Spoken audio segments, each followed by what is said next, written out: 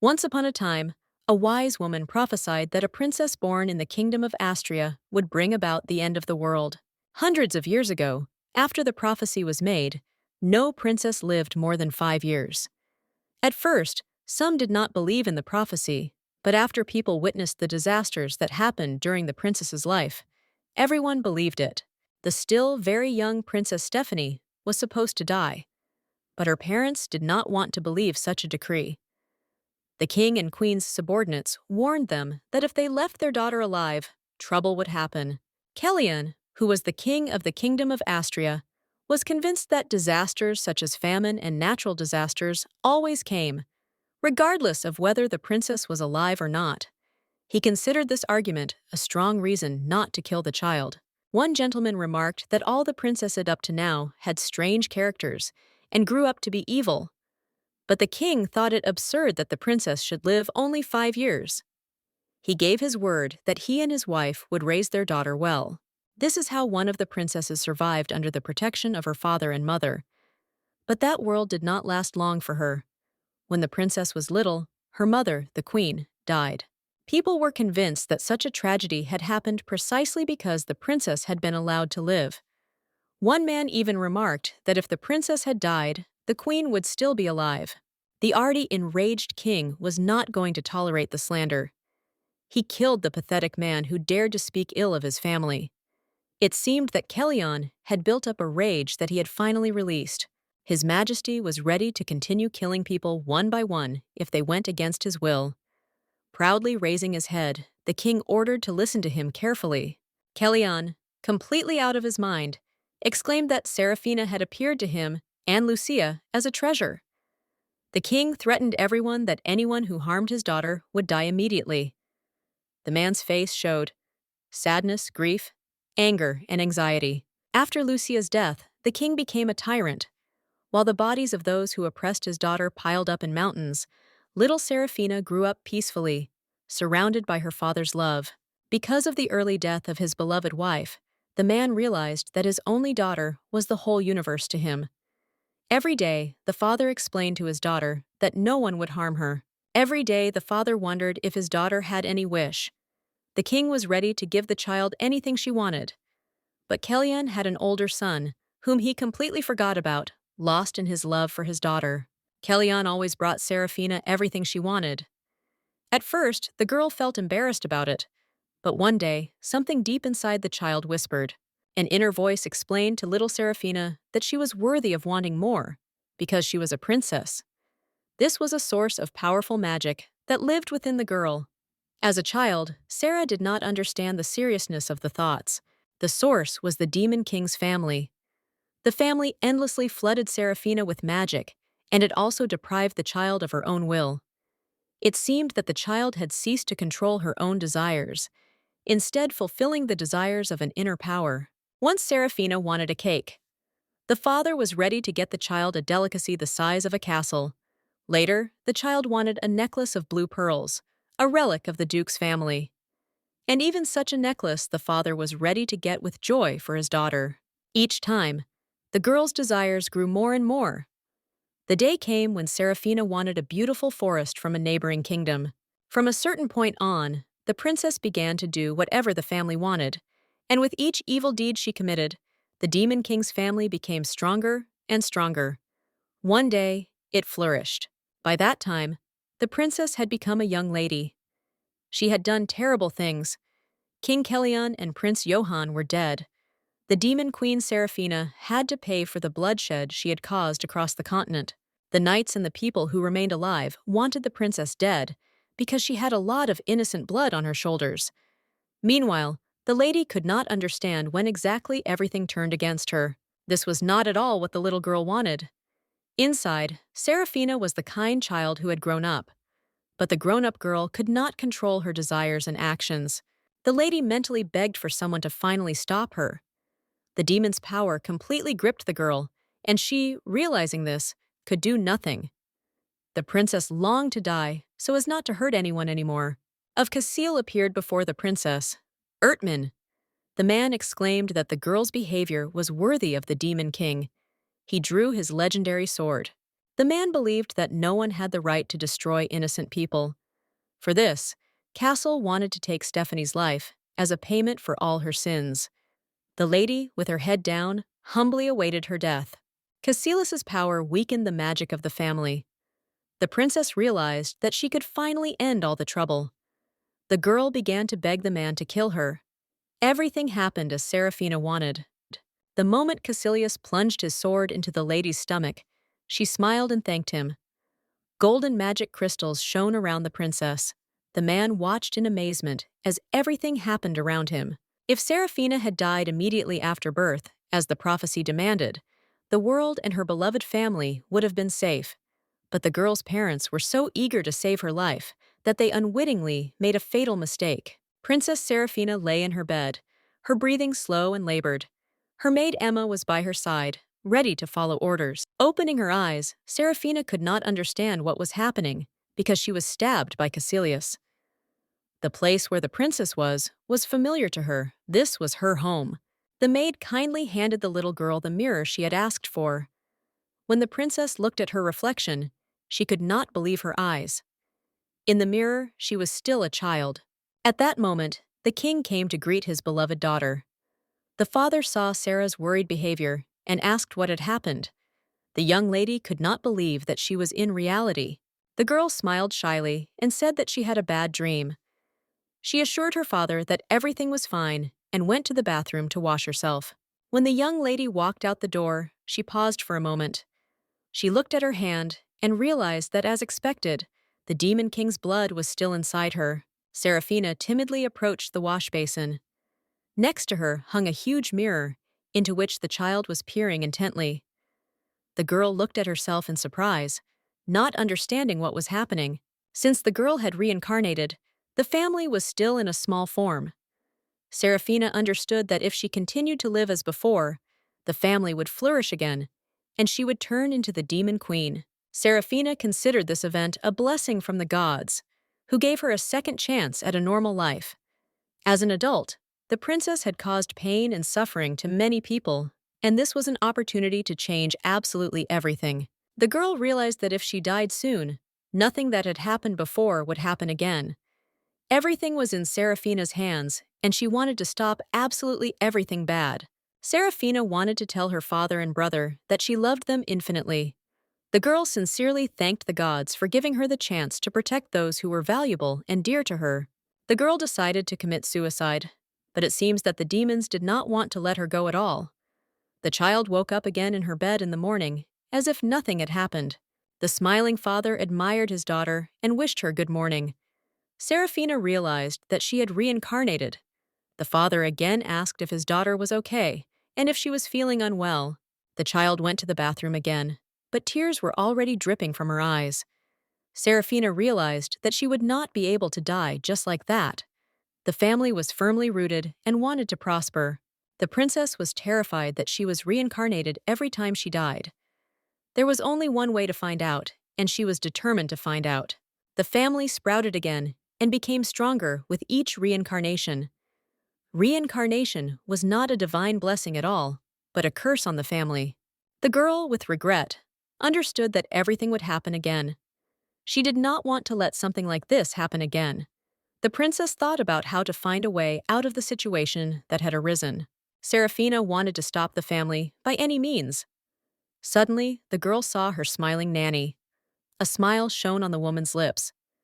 The girl instantly ran up to the nanny and hugged her tightly. Serafina began to cry and apologize to the nanny. She cried and said that it was her fault. The young lady was overcome with guilt and hugged her loved one even tighter.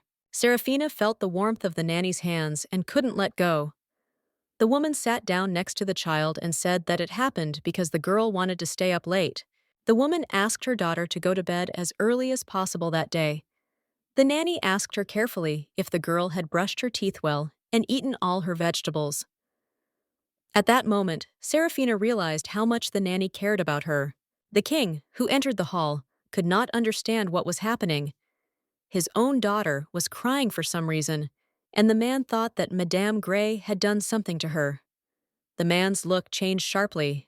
The daughter stood before the madam, as if defending her. She asked her father not to be offended by the nanny because she had done nothing wrong. Seeing his daughter's emotional outburst, the king apologized to the woman, explaining that he had misunderstood. His Majesty did not want his own blood relative to be nervous and worried about anything. Seraphina's goal was to stop her father's tyranny and then find a way to stop her transformation into the Demon Queen. The girl had grand plans ahead of her that needed to be carefully considered. The princess went into the hall to have breakfast. She sat alone in the middle of a very long table. Next to the girl was a nurse and servants.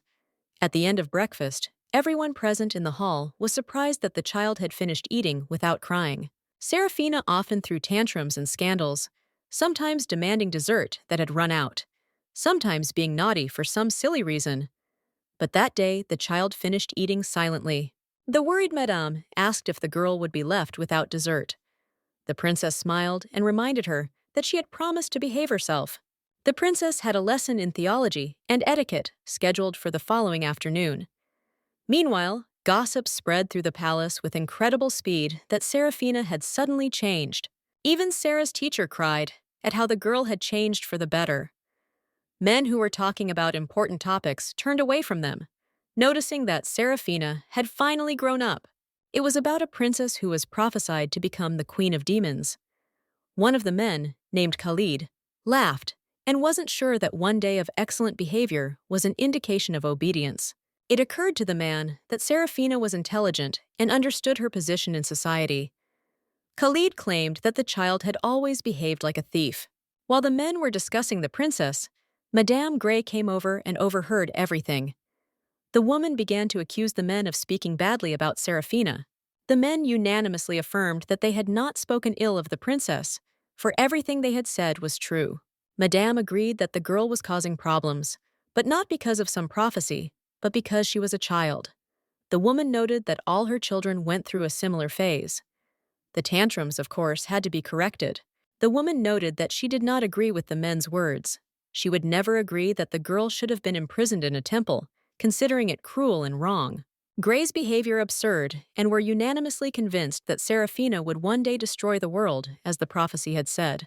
Madame was ready to give her life for the child. She bowed politely to the men and decided to leave them. The princess no longer threw tantrums and actively participated in the lessons. The king thought for a moment. He found the child's sudden change in behavior interesting. Still, the man looked dissatisfied. The man was worried that the girl had changed because of the prophecy. Madame Gray, on the contrary, was happy, because she believed that if the princess really changed, it would positively affect the opinion of others. The king looked at Madame Gray intently and noted that he had never cared what others thought. Kellyanne and Lucia had once thought the same. Not so long ago, they had been an exemplary, loving couple. The man had a fleeting thought that if the girl grew up to be gentle, people would believe in her goodness, but nothing changed. Kellyanne hated himself for having once wanted to kill his own child. Meanwhile, Seraphina lay relaxed in bed. The girl had no answer to the question of why she kept returning to the past. For the princess, it was a mystery. It occurred to the princess that this was a golden opportunity to learn at least something about the Demon King. The family was still whispering all sorts of nonsense to the child, urging him to do something sinister and evil. Seraphina could not relax her vigilance. She understood that if she lost control of herself, her reputation would become even worse. The cursed family stubbornly imposed their thoughts on the polite and obedient girl. Moreover, the child understood that if she was not careful, her father could turn into a tyrant again, as in a past life. Such memories did not warm Seraphina's soul very much. Sitting on the bed, surrounded by maids, the princess announced that she wanted to visit the library.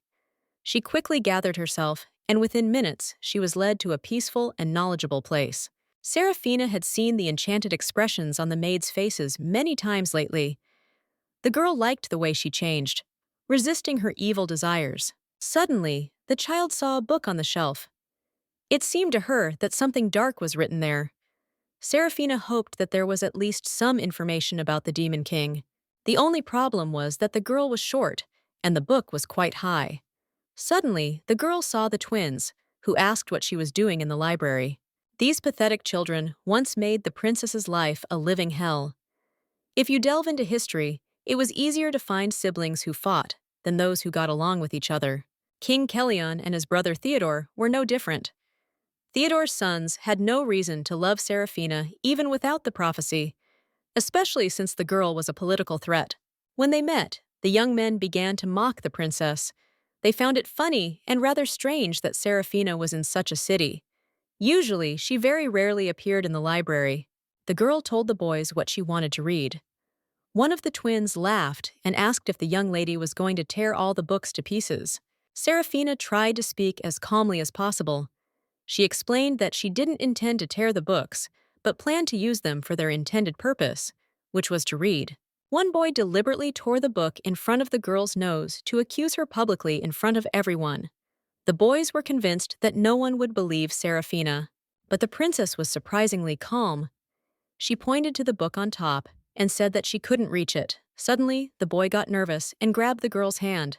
The young man began to shout at the princess, saying that no one would believe her, no matter what she said. But Seraphina seemed to pay no attention to the boys. She was on her own wave of calm, and that fact irritated the young men even more. The girl's thoughts were terrible. They literally convinced her to kill the young man or break his wrist. Then the thought crept into her mind that she should cut out the young man's tongue. The princess's anger began to build.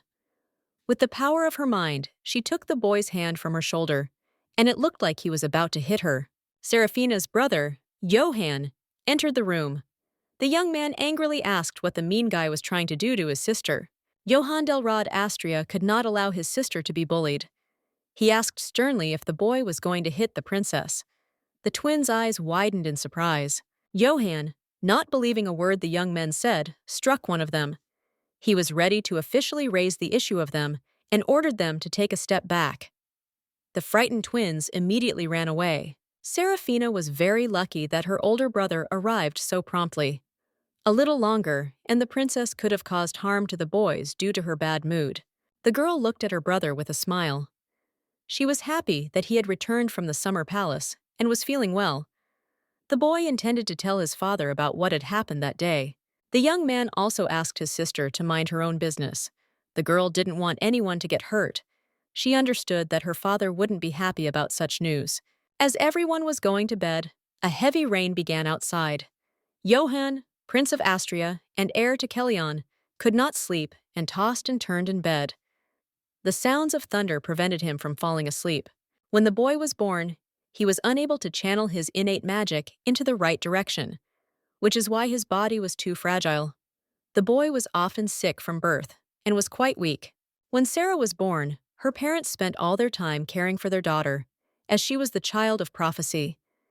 Even after her mother's death, her father's attention was focused on Seraphina. Johann sometimes felt as if he were no different from a stranger to his father. He had last seen his sister 6 months ago. The young man could not understand why the girl looked at him with such tenderness. Someone knocked on the young man's door. From behind the door came Seraphina's ringing voice. The young man asked his sister to come in.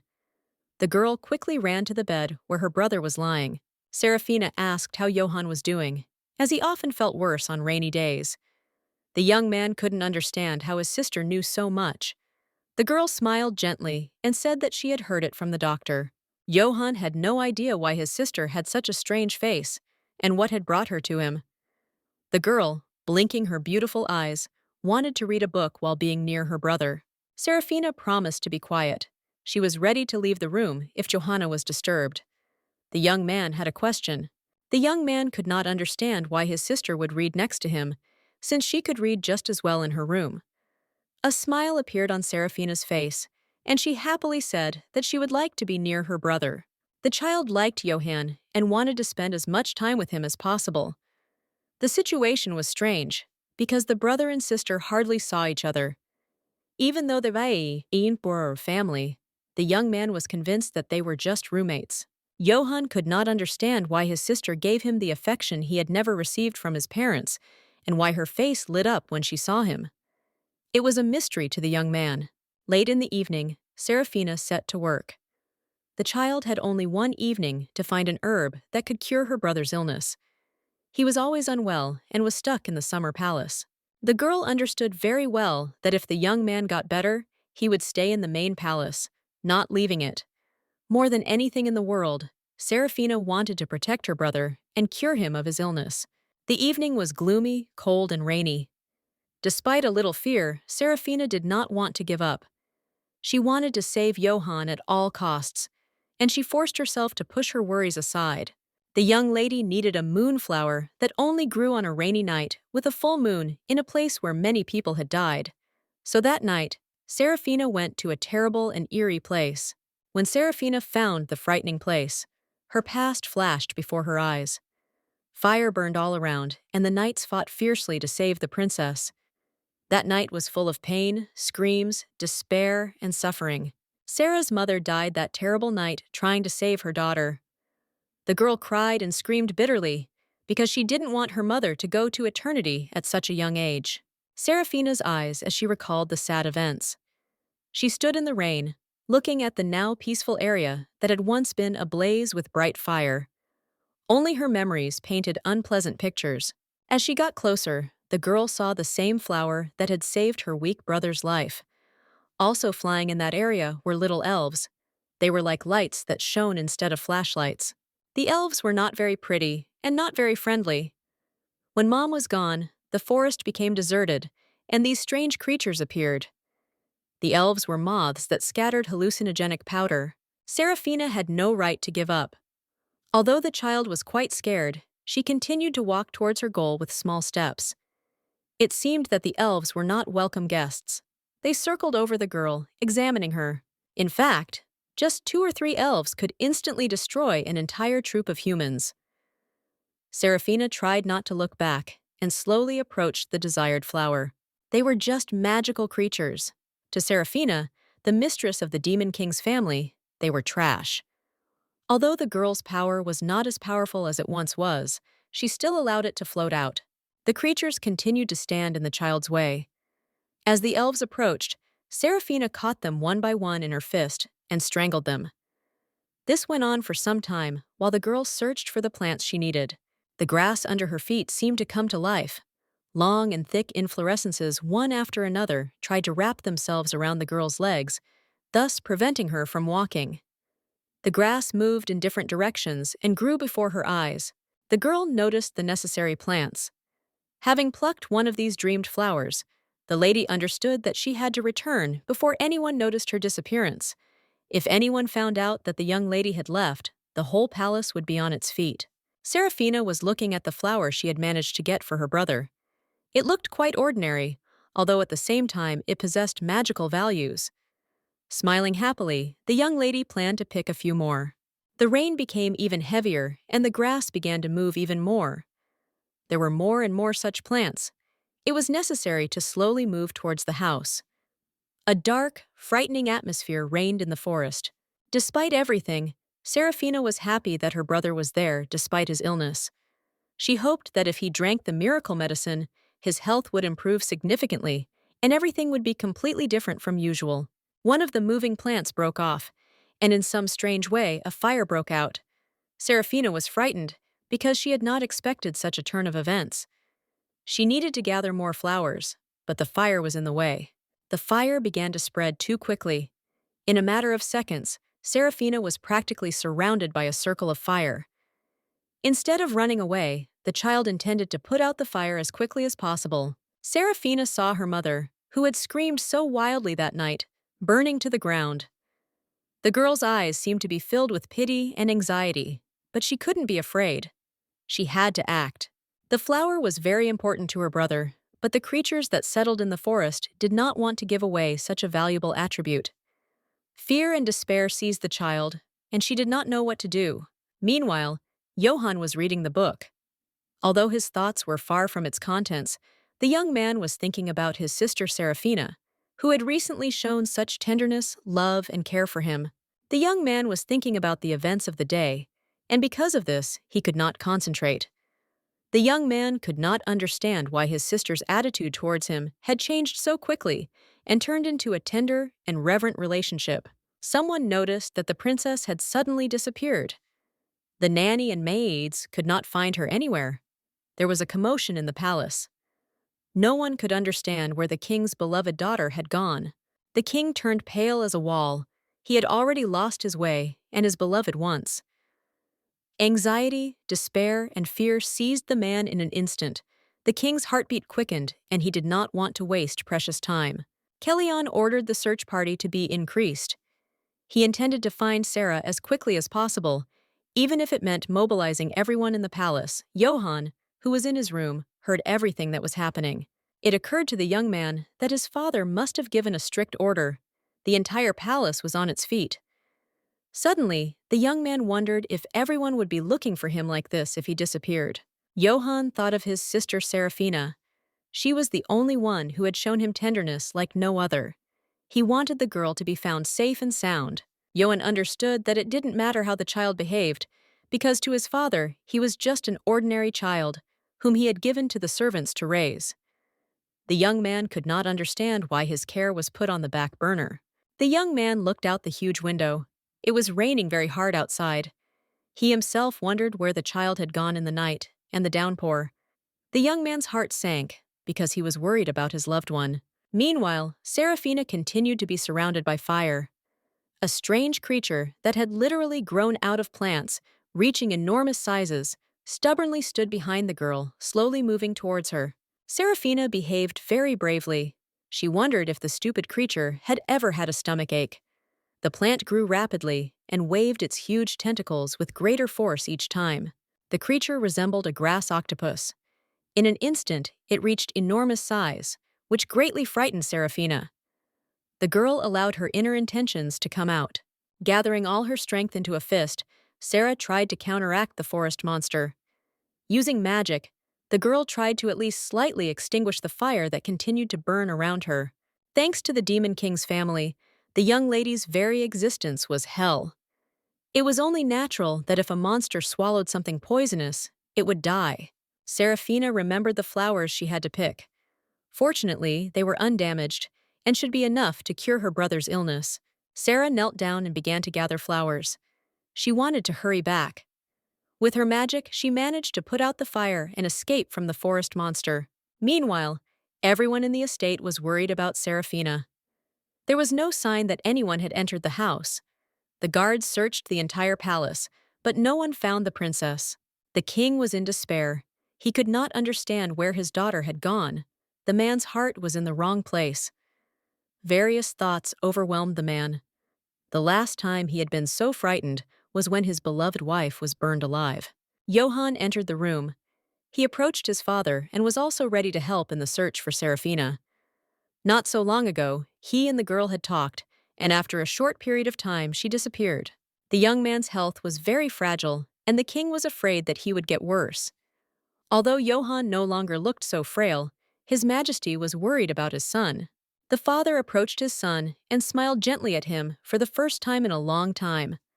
The man gently patted the young man on the shoulder and thanked him for the offer. However, the king believed that this would be a dangerous test for his son. The young man proudly raised his head and was ready to go on a search. Neither bad weather nor health deterred the young man.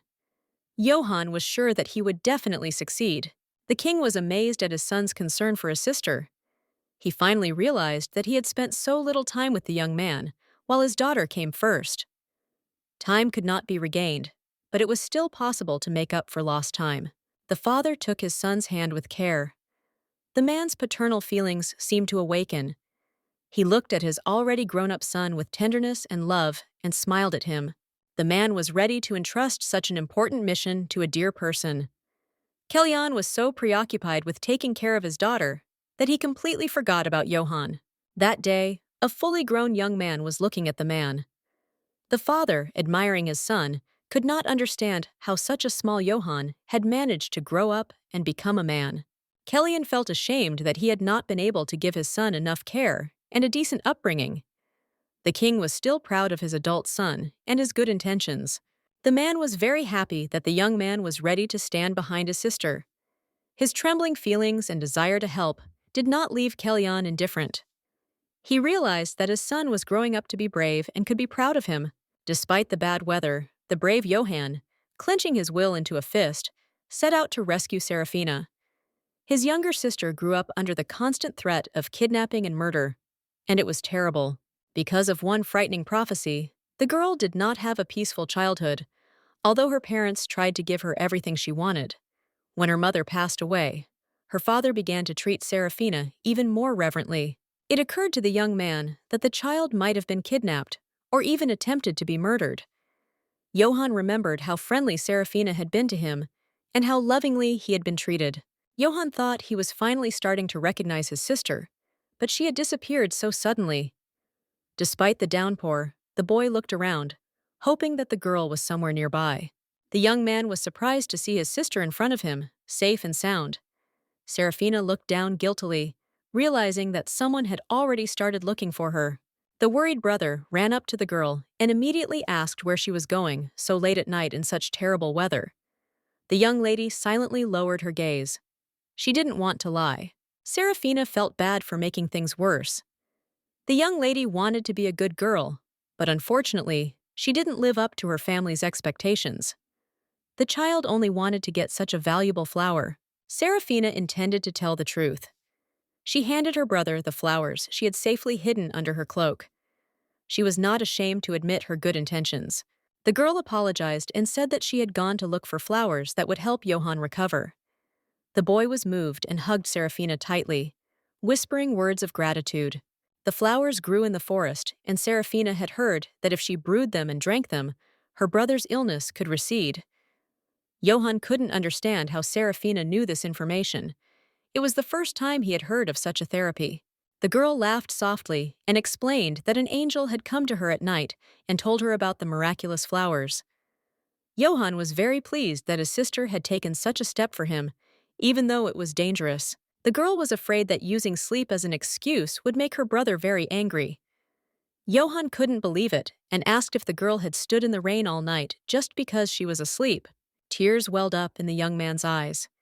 He waited for an explanation, but the answer was obvious. Serafina was worried about her brother's health and wanted him to always feel great. The young lady wished more than anything for her brother not to get sick and to live a long, healthy, and happy life. Serafina also cried and said that she did not want Johann to die. The young man felt a lump in his throat. Such adult words were spoken by a very small girl. He could not even deny a single word said by a very young, but such a wise child. The king, who had come out with his guards and servants, saw his children and ran to them as fast as he could. The father hugged both Johann and Serafina tightly. He breathed a sigh of relief that everything had turned out well and that his daughter was okay. The man asked with concern if any of his children were injured. Serafina felt guilty because she had brought the entire palace to its feet. No one slept that night, thinking that the princess was in danger. The girl wanted to quietly do a good deed, but unfortunately, she made everyone very worried. Serafina felt ashamed of her act. She regretted not warning anyone about her plans. Kellyanne didn't hold a grudge against his daughter, but was happy that his children were safe. The father suggested that the children continue the conversation at home, since the weather outside was not very pleasant. Kellyanne, hugging his children, happily went with them to the estate. The king greatly regretted that he had spent so little time with his son. A sense of guilt literally gnawed at him from within. Soon, rumors spread around the estate that Prince Johann was feeling much better lately. Everyone noticed that for the first time in a long time, the young man looked so calm and happy. The flower that Serafina brought really had a positive effect on the boy's well-being. The maids wondered if the girl had really received the prophecy in her dream. The women were convinced that Serafina was just an angel, and that Zara's prophecy was most likely false. The girl's behavior had recently changed for the better, and this had influenced the opinions of others. No one could believe that a girl like Serafina could ever become the demon queen. The women considered the prophecy to be nothing more than empty talk, spoken to intimidate the king and queen. One morning, the girl came into his brother's room. Johann looked happy and was busy reading a book. When he saw his sister, the young man immediately put the book aside and was happy to meet her. Serafina asked if her brother could get out of bed yet. The young man looked happy and joyfully told her that the medicine, which was prepared from the flowers according to the recipe, had helped him overcome the illness. Serafina smiled happily and felt relieved. Rumor had it that doctors and magicians together with the prince, had already begun studying such a wonderful and beneficial plant. The girl told where exactly she found the miraculous flowers. No one else had found them in that place, so the scientists and magicians of the palace began to grow them with the help of Mana. The flower was named in honor of the girl, Tuyen, Seraphina. The princess laughed because she had never said the name of a flower in a dream, but her resourceful brother still gave the plant a name. The young lady believed that Johann really had a talent for magic and alchemy. Johann kindly offered his sister tea and cream cakes. The girl smiled gently and happily agreed. She was eager to spend time with her beloved brother. Ominous thoughts began to come to the joyful and smiling Seraphina again. An unpleasant voice made the girl ask for everything her brother offered, even more. In an instant, Seraphina realized that she must stop before her thoughts forced her to act in her own way. The princess thanked her brother politely, but noted that she was going to leave. She wanted to do everything in spite of her unkind thoughts. The girl explained that she had completely forgotten about her homework, which she had not done. The young man intended to take his sister to the study class. The young lady had to go to study so as not to arouse unnecessary suspicion. Seraphina felt that she had become much closer to her brother. Relations between the family improved, which made everyone very happy. Also important was the fact that Johann finally got rid of the illness that had tormented him since childhood. Meanwhile, a gruff gentleman named Theodore inquired of his subordinate how things were going in Astria. The man was told that the princess's reputation was improving and that the prince had recovered thanks to the girl's sleep. There were also rumors in the palace that Seraphina had received a divine prophecy. Theodore felt anxious. He could not believe such good news. It simply could not be. The family, for some reason, had no influence on the girl. The princess was supposed to be the family of the demon king who was supposed to be destroyed. Theodore nervously asked what had happened, as Cassius had recently assured him that everything was under control. Cassius noted that it was too early to worry, as the princess's blessing ceremony was due to take place soon. It was a long-awaited, but not very pleasant, event. Everything was to happen according to the divine will under the leadership of His Holiness, the Pope of the Holy Kingdom of Zara. Meanwhile, Johann looked at the medicinal flowers and remembered his sister. Little Seraphina's words settled in the boy's heart, and he constantly replayed them. His sister miraculously enveloped his brother with care, and thereby helped him recover. A disease called Manhwa disease was known as an incurable disease that affected a large number of people. The young man decided that if they named the flower after the girl, it would help change everything a little. Johann believed that this little trick would help Seraphina to see the world in a completely different light. The girl had been pointed at and wished for death since birth. After the girl had wandered around the garden all night for her brother, it was the least he could do for her in return. It was just a small gift that showed everyone the princess's kindness. In gratitude, the boy wanted to do much more for his sister. The little girl managed to awaken her brother's dormant love through her own efforts. The king was happy that they had named the flower after his daughter. He was also proud that the girl, believing in her dream, had made great efforts to save her brother, although she had frightened everyone in the process. The king asked his subordinate what had happened to the murderer. The man apologized and explained that a spell had been cast on the stranger, and he had died during interrogation. The king was fed up with such a long delay. Kellyan asked with fear if Seraphina had learned anything about the murderer. The servant assured the lord that he and his team had practiced quietly. The servant said that scholars had studied all the historical records, but there was no evidence that the prophecy of Zara had ever been cancelled. The servant handed the king the details of the investigation. After carefully reading the contents of the document, the lord thought for a moment. He saw a rather familiar, distinctive seal at the bottom. Suddenly, a servant reported that Seraphina had requested an audience with her father. The man stood up joyfully and ordered her to be admitted immediately. When her daughter entered, the father stretched out his arms and was ready to hug her. Seraphina quickly ran to her husband and hugged him tightly. Kellyan was terrified that someone would try to harm his small and defenseless daughter. The father was ready to do anything to protect his little treasure. The king was ready to turn the whole world into his enemy for his daughter's sake. The man intended to conquer Zara because in that case he could change the prophecy at his will. Suddenly, Serafina noticed a strange expression on her father's face. It looked the same as before. The girl was thrown into a fever. She remembered that suspicious look well. The princess immediately understood that her father was thinking about war. In Serafina's past life, her father had made a similar choice. Then he began by invading other countries, except for Zara. Kellyan intervened in every country that tried to kill the girl. Then a full-scale war broke out between the Zara alliance and Astria. Serafina understood that she had to stop the war. She had to influence the king and force him to change his grandiose plans.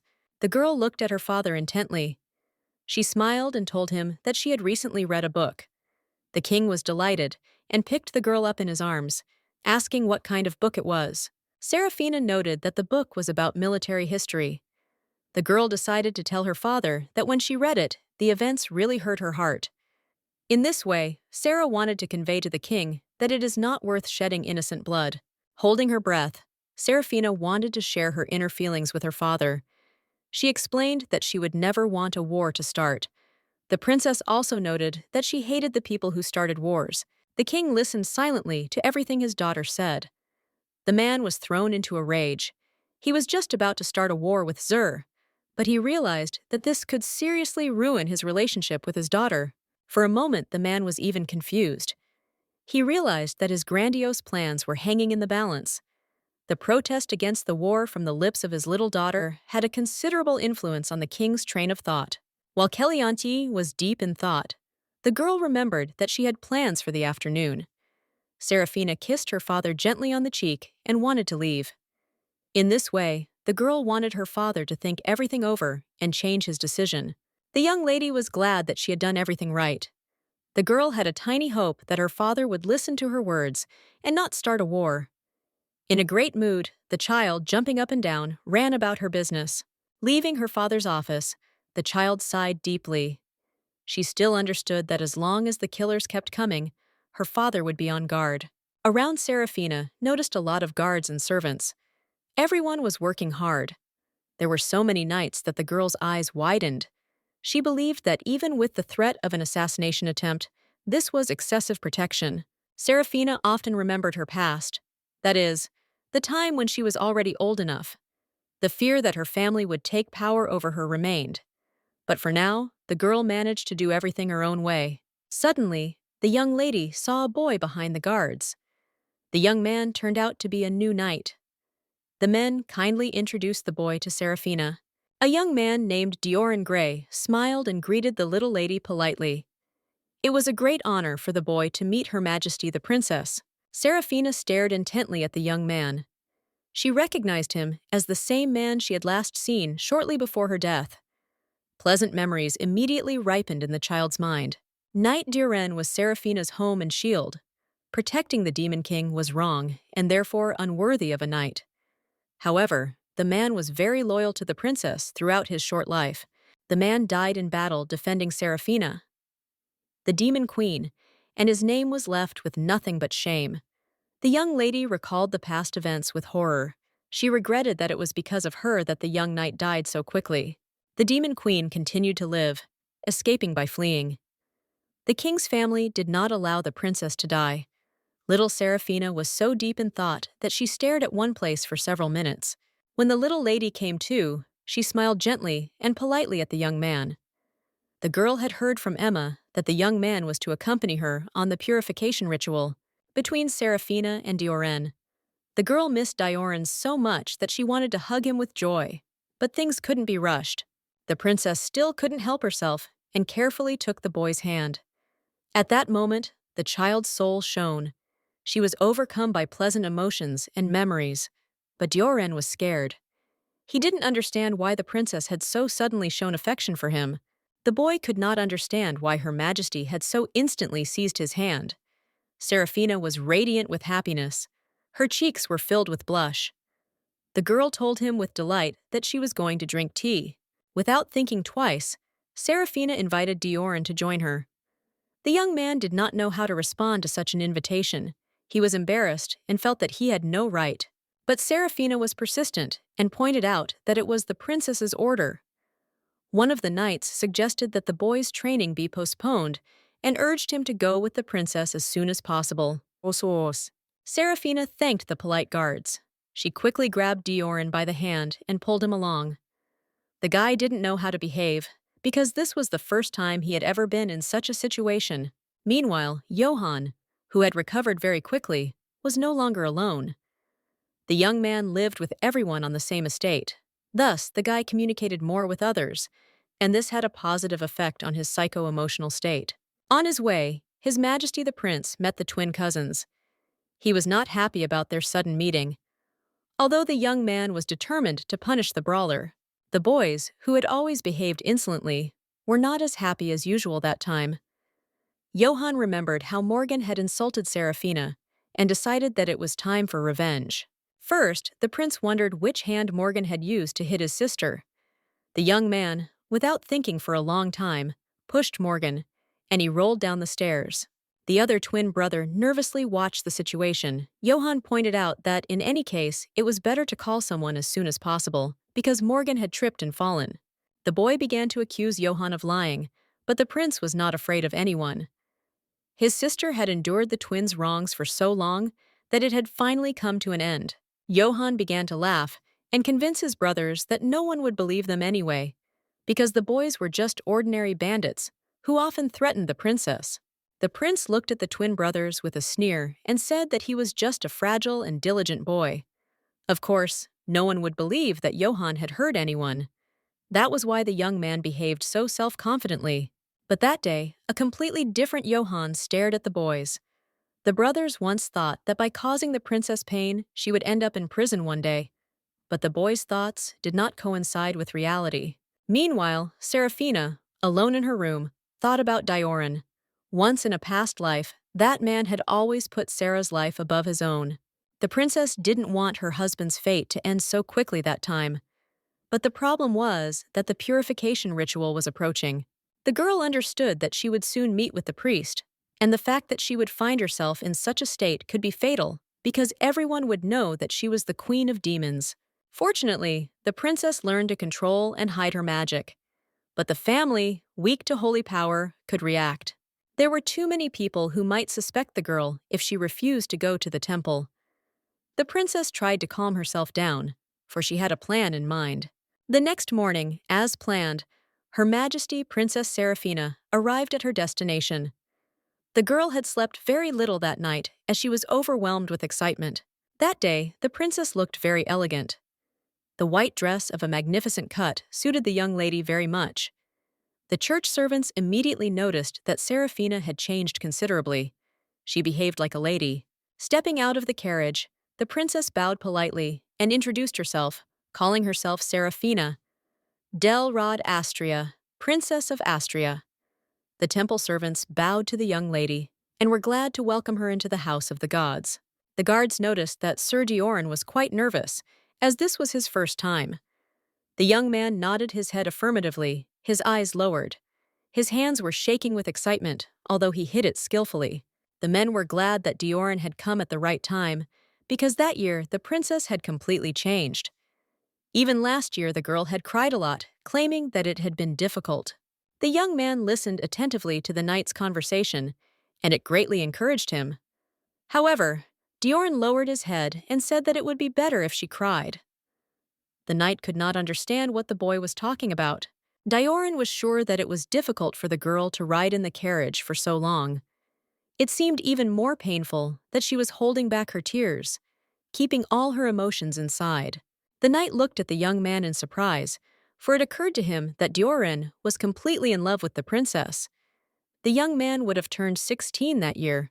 The knight smiled dreamily and was not at all surprised, because Princess Serafina really looked beautiful. Dioran Gray dismounted and walked towards the princess. On that important day, the young man was appointed as an escort to Princess Serafina. For him, it was a great honor. Normally, a knight would escort a young lady, but Sarah was glad she had asked her father to appoint Dioran as her escort. Dioran had to undergo holy water baptism. The temple servants called it baptism, but it resembled water torture. This procedure was not at all pleasant. It was necessary to hold one's breath and dip into an artificial pond filled with holy water, while the priests recited the consecration prayers. Unable to breathe normally, the person would eventually start to suffocate. These were days of struggle and tears, and days when someone said they didn't want to do it. At the moment when Serafina entered the temple, this was not a problem. From the moment the girl entered the temple, a holy power began to act on her. Suddenly, the maid Emma noticed the princess's anxiety. She asked in a frightened tone if the lady was okay. Sarah felt a little dizzy, and the maid suggested that the ceremony be postponed. The woman decided that the princess needed immediate rest. The temple servant listened to Emma with distrust, because the princess pretended to be sick every year. Although the princess's behavior at that time did not resemble pretense, Dioren also stood up for Serafina and noted that she was not well. The young man asked the temple servants to lead them to a place to rest. Without thinking twice, the young man took the young lady in his arms and carried her into the inner room. A few minutes later, the girl was already lying in bed. The young lady needed a little rest. Emma asked Dioren to leave so the princess could rest, but the girl said that everything was fine. She wanted the young man to stay by her side. The maid Emma went out to get some cold water. She ordered Dioren to call someone if the princess's condition worsened. The young man promised to do everything properly. Serafina looked at Dioren with curiosity. He was as obedient as ever. The princess asked the young knight to sit down next to her, but he stubbornly indicated that he would stand. Sarah complained of a sore neck, so she asked Dioren to sit next to her so she wouldn't have to turn her head to look at the young man. Dioren kindly sat down next to the bed on which the princess lay. Memories flooded Serafina. Dioren always stood so sternly next to her that the girl tried to surprise him, but she did not always succeed. To lighten the mood, Serafina asked Dioren if Emma sometimes called him Dio. The young man laughed and noted that his family often called him that. The princess asked permission to address the young man in the same way. Dioren had no objections and smiled politely at his interlocutor. An interesting conversation began between the young people. They talked and laughed. It seemed that Serafina was getting better. But suddenly, something went wrong. The princess called the young man's name several times, and each time she called him by name with fear. In a matter of seconds, a loud crash began outside the door. Serafina seemed to have a premonition that the day would be difficult. The princess heard a series of terrifying explosions, one after the other. Serafina realized that it had finally begun, and that someone was coming for her. The moment the princess had been waiting for had arrived. Dioren courageously took the young lady in his arms, apologizing in advance for his rudeness. They had to flee immediately. This was an assassin's attack. The temple was a sacred place. Attacking the temple was beyond common sense. The attackers had ignored the attack agreement, which meant there would be no better opportunity to kill Serafina. Although, thanks to such chaos and panic, the princess would not have to endure the consecration ceremony for some time. Emma quickly rushed to the girl's aid. The woman knew where the back door was, and immediately ordered them to follow her. It was an easy way to escape through this door, but they had to be very quick. The attackers began to bang loudly on the main door of the temple. A few seconds later, the door exploded. Emma, Dioren, Dioren, and Sarah were trapped. They found themselves surrounded. On all sides, knights in dark cloaks completely blocked all the passages with them. The princess realized that if she used her strength, it would be easy to deal with the men. But in that case, the young lady's magic would be declassified. Serafina came to the temple with a plan. She guessed that something like this could happen, and she was ready for anything. One of the knights gave the order to deal with the woman first, that is, with Emma. Sarah was afraid for the life of her beloved nanny, but in vain. The nanny cleverly took the situation into her own hands. Emma instantly drew her sword. She held it confidently in front of her. The woman's menacing gaze made the knights flinch. It even occurred to them that Emma was a swordsman. Nanny Emma quickly learned to deal with knights. 20 years ago, there was a swordmaster who became famous in the war between Astria and other countries. Sarah once heard that he disappeared after the war. The princess could not understand how the best swordsman in the kingdom ended up next to her. One of the knights watched in horror, unable to understand what kind of madman had made the swordsman his nanny. Emma easily killed all the knights one by one. Sarah realized that her father was involved because of the constant threats of death. The king wouldn't give the position of nanny to the princess to just anyone. Emma glared at Dioran and asked him to evacuate Her Majesty first. The young man immediately rushed to the back entrance. On the way to the exit, Dioran and Sarah noticed more knights, but the young man was able to quickly deal with them. Dioran was quite skilled with a sword and even managed to knock down the men with one hand. The young man asked the princess to be patient a little longer. He suggested that the girl close her eyes and ears. The strangers appeared again and again. They literally filled the entire territory of the temple. The attack was in full swing. The girl, pretending to be defenseless, firmly grabbed the shoulders of the courageous Dioran. The young man continued to clear the way to the exit from the criminals. Suddenly, Seraphina's familiar voice began to whisper to her that she could easily end everything that was happening. The voice convinced the princess to kill everyone around her. The princess was very attached to Dioran, and the voice knew where to press. It whispered that it would be wonderful to protect the young man using its power. Gathering her strength into a fist, Seraphina begged the voice to be silent. The exit was quite close. The young people found themselves in a flask of radiance. But this was not salvation, but a trap into which the young people had fallen. Dioran and Seraphina were transported to a strange place. It was clear that the teleportation spell had been set in advance, but Sarah felt an ominous energy. In addition, the girl smelled a strange smell. The smell of magical beasts filled everything. The girl saw that blood was flowing from Dioran's hand. She asked him to lower it and looked at the wound, but the brave young man assured her that he was completely fine.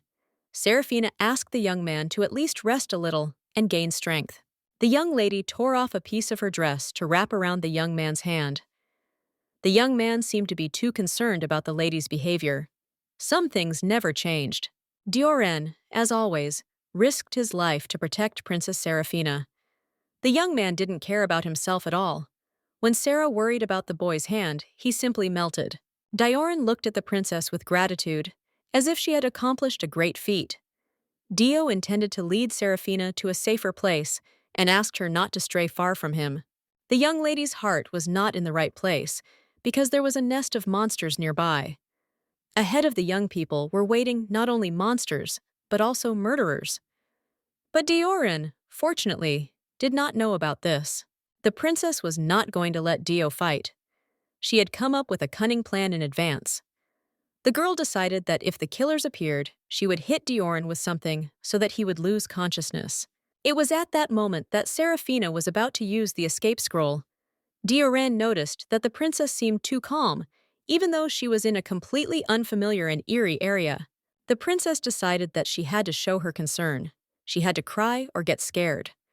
The girl was afraid of looking suspicious, but she had to show some emotion. Dio noted that when the princess arrived in a carriage, even during an ambush, these were moments that would have made anyone cry. But the young lady always held her own. Seraphina had an answer to the young man's question. She explained that she couldn't cry and throw tantrums because people hated it when she did that. The girl had already gone through this stage once. It was like that before the war. When a diligent child cried for no reason, all she got were cold, cutting looks. Sarah had long since made a promise to herself to be emotionally strong. Dioran looked at Seraphina resolutely and asked her to scream when she was upset and cry when it hurt, because it was all part of human existence, and that's how it should be. The young man really wanted the princess not to hide her emotions. Dio admitted that he would have liked the princess to cry or get angry, because that way he could understand human feelings. The little princess was acting too adult, and it was alarming. But the princess only sighed in response. She pointed out that Dioran had never seen her lose her temper. Otherwise, he would have hated her too. The young man smiled and denied the girl's words. A difficult, but quite interesting and informative conversation ensued between the young people. Time passed, and while there was still a chance, it was necessary to act confidently and decisively. Sarah decided it was time to stop talking and get down to business. Picking the right moment, the girl quickly made Dioran lose consciousness. The young man fell to the ground. To avoid any suspicion, the princess decided to say that she had also lost consciousness at that moment. Confidently and resolutely, Princess Seraphina stepped forward. Various monsters began to appear on the princess's path. Small puddles seemed to come to life, taking on bizarre shapes. Seraphina was not afraid of anything. She believed in her powerful power and felt it. The knights who had set the trap began to approach the young lady. The men were happy that they had managed to lure the princess to the place where the monsters lived. Suddenly, they saw something strange. The men ran closer and noticed that the princess was lying on the ground. As expected, it was the power of the magical artifact that was sparkling and was nearby Seraphina. The knights realized that the princess was not dead. They wondered what to do. Although the order was to deliver the girl alive or dead, the men thought of killing Seraphina anyway. The knights were afraid that if the princess remained alive, she might make things difficult for them.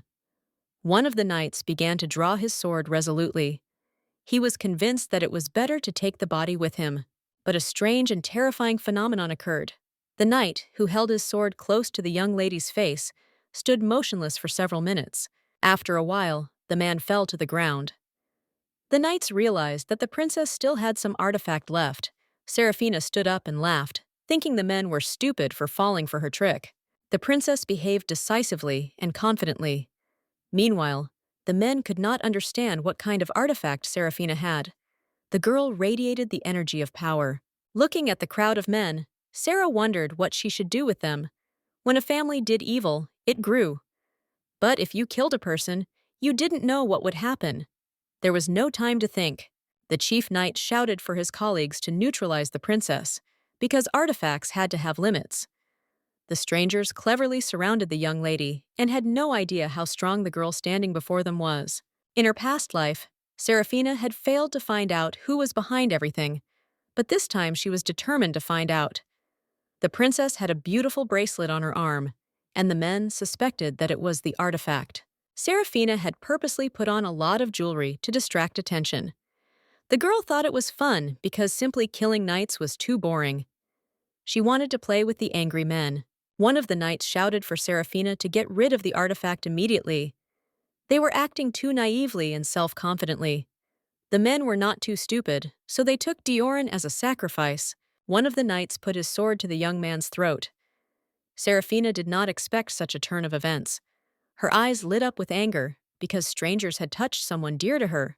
Meanwhile, the knights could not understand what kind of magic the girl was using. They were amazed that such an artifact existed. The princess continued to knock the men to the ground one by one. However, one of the knights managed to wound Seraphina. The family went mad and ordered everyone to be killed. In an instant, the entire detachment of knights was destroyed. The men tried to kill the princess, but she only defended herself. The world hated Seraphina, regardless of what she did. Suddenly, the princess heard a voice. The girl noticed a figure in front of her and believed that the knight must die. But the voice sounded too familiar. Before the young lady's eyes was like some kind of film. She saw the face blurry. Blinking hard, the girl saw the one she wanted to protect. Seraphina was overcome with fear. She believed she had been exposed. The young lady did not know what to do. There was not a single living soul around the princess. Instead, there were pools of blood everywhere. Dioran came closer and closer. When he was next to the girl, he extended his hand to her. It was obvious that the young man understood what had really happened. No one would have thought that a small, fragile girl in a white dress could kill a detachment of knights single-handedly. Instead, Dioran asked with concern if the princess was injured. Seraphina realized that Dioran could see everything. Nevertheless, the young man got down on one knee before the princess, reminding her that he had already promised to always bow. Dioran understood that thanks to the princess he had survived. The young man believed that from that moment on his life belonged entirely to Seraphina. Since the young lady had saved the young man, he was ready to give his life for her at any moment. Seraphina had completely forgotten that there was someone who believed in her so much. The princess hugged the young man with care and held him tightly to her. Seraphina had almost killed a loved one with her own hands. She didn't want anything like that to happen again. The princess didn't want anyone else to die because of her in that life. The lady intended to protect the people she loved. The princess planned to use the power that had once destroyed that world. The young lady had changed quite a bit, so she controlled her knowledge and actions with ease. Meanwhile, the king sincerely thanked Lady Grey, because thanks to her, his daughter remained alive. The father did not know about Seraphina's powerful power, and believed that if it were not for Madame, the princess would have died. Madame smiled and bowed. It was a great honor for a woman to serve the king and the princess. Lady Grey had only fulfilled one of her duties, and she did not consider it any great feat. The king announced that Sir Dioran would be promoted in rank and receive a pay increase. Madame Grey's entire family was also to receive the award. Hearing such pleasant words, the lady only lowered her head, because she considered it simply her job, and did not expect any reward. Nevertheless, Madame Grey was pleasantly surprised by the king's action. Kellyanne considered it his duty to reward Madame Grey and Dioran for saving his daughter. His own soul was on the verge of death, and the people Kellyanne trusted were not afraid and did everything possible to save the princess. Kellyanne also appointed Dioran as the princess's personal knight protector. This still very young man was worthy of such an honorary title, which he had earned for his courageous act. Madame Grey was convinced that her son Dioran would soon become the most powerful knight in the kingdom. She agreed with the king's decision, because the young man was perfectly suited to the role of the princess's personal bodyguard. Kellyanne smiled and thought that if the king's sword itself had recognized Sir Dioran, then no one could doubt his worthy abilities. On such a pleasant note, the conversation came to an end, but the king was immediately saddened, because the murderer they had barely saved was dead. None of the king's knights could find any clues. It was necessary to end the attacks as soon as possible. Kellyanne looked intently at Madame Grey and wondered if she had noticed anything since she was present at that place. But as expected, all the enemy knights were skilled and agile. Nothing strange was discovered. There might have been something to be discovered by their fighting style or habits, but the enemy knights had carefully concealed it. Yet there was something that Madame Grey had noticed. The strangers appeared too quickly near the black entrance. The internal layout of the temple was unknown to anyone. The temple was arranged like a labyrinth, and several protective spells were also placed on it. But despite everything, the knights quickly found their way around. Madame Grey and the king unanimously decided that a traitor was hiding inside. The situation was quite strange, complex, and confusing. Still, there was a person who skillfully initiated the assassination attempt. Meanwhile, Seraphina lay down on the bed, exhausted. The girl was in pain. She even thought she was dying. Because of one surge of strength, her body was subjected to a huge load, and the young lady's well-being worsened. The family was much stronger than the princess thought. The girl hoped that if she lived peacefully, she would be able to stop its growth. But everything did not go as the princess had planned. There were 2 moments when Seraphina almost lost her will. The first time was when she was attacked by her twin brothers, and the second time was when the princess was wounded by an unknown assassin. Seraphina felt sad.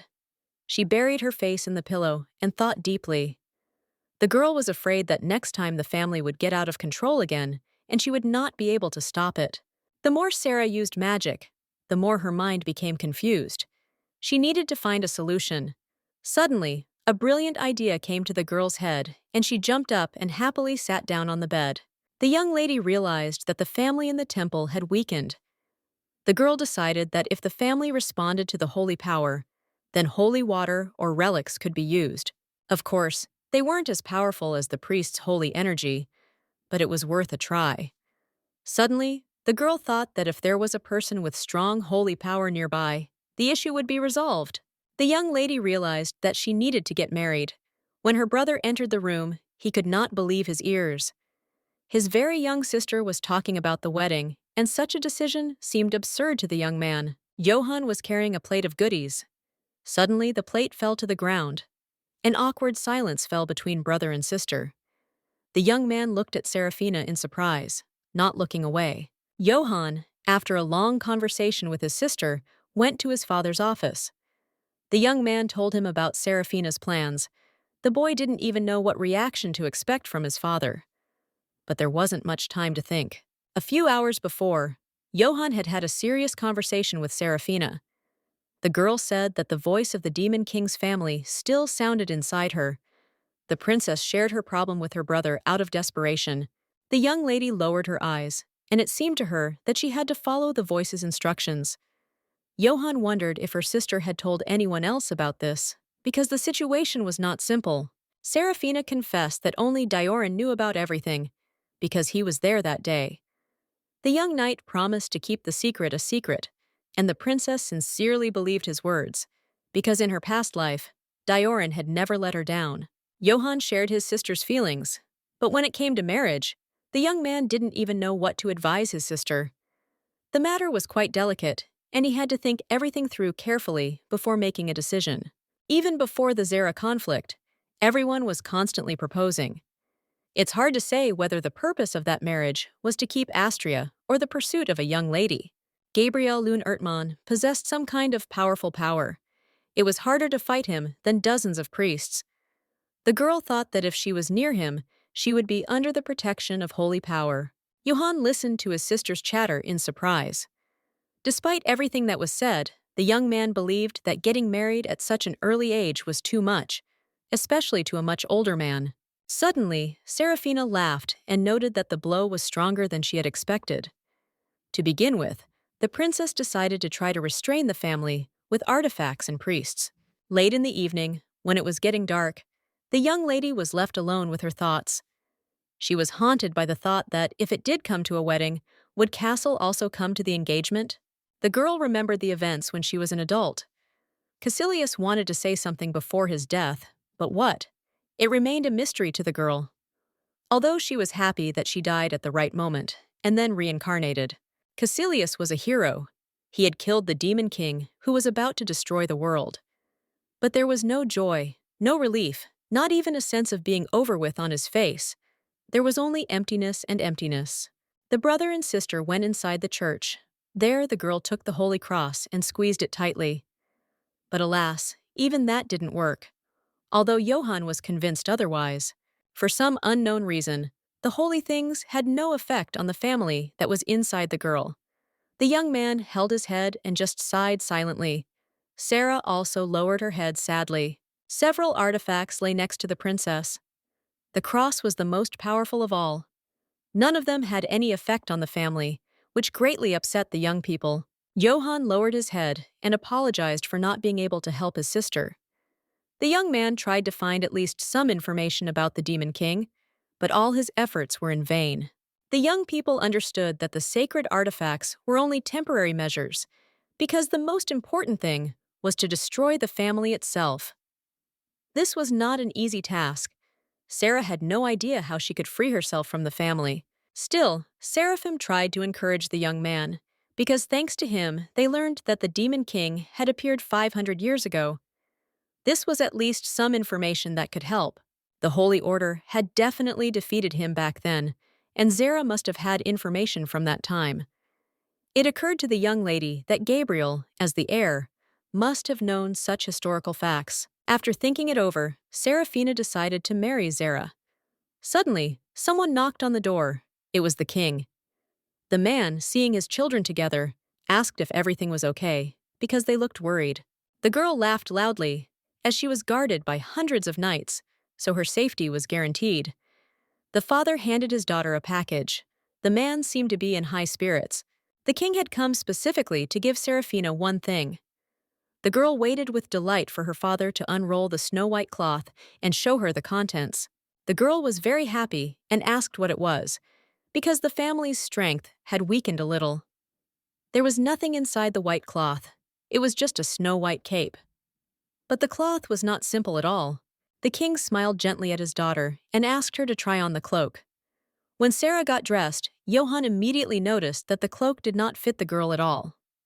The father was not happy either, but the great news was that when the girl put it on, the effect was even stronger than when the cape was nearby. Thus, the princess felt more protected. Johann wondered enthusiastically if he could find anything else like it. It was not easy. The cloak turned out to be a gift sent from Zara as a sign of their intention to marry. This cape had once belonged to the Pope when he was Pope. Such things were hard to find anywhere. Suddenly, Johann had a brilliant idea. He suggested not marrying Serafina. The boy suggested using this trick as a way to get more shrines from Zara. His father said it was a pretty good idea. Serafina also promised to weigh everything and think it over carefully.